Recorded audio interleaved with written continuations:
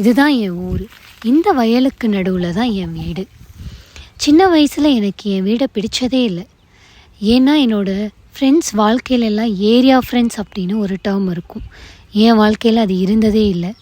ஏன்னா என் வீடு ரொம்ப தனியாக இருக்கும், சுற்றி வயல் தான் இருக்கும். எங்கள் ஊரில் இருந்து நான் வெளியில் சாப்பிடணும், ஹோட்டல் போகணுன்னா கூட நான் 7 கிலோமீட்டர் ட்ராவல் பண்ணி தான் போகணும். அதனால் வெளியில் சாப்பிட்டதே இல்லை பெருசாக.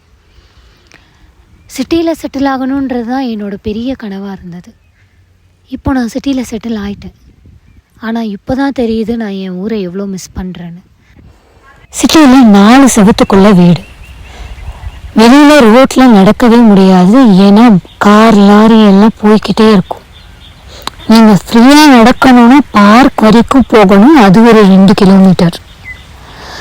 பக்கத்துலேயே ஹோட்டல் இருக்கிறதுனால எல்லா நேரமும் ஹோட்டல்லே சாப்பிட்டு வயிறு கெட்டு போடுது. இப்போதான் புரியுது இந்த பாட்டுக்கான அர்த்தம்.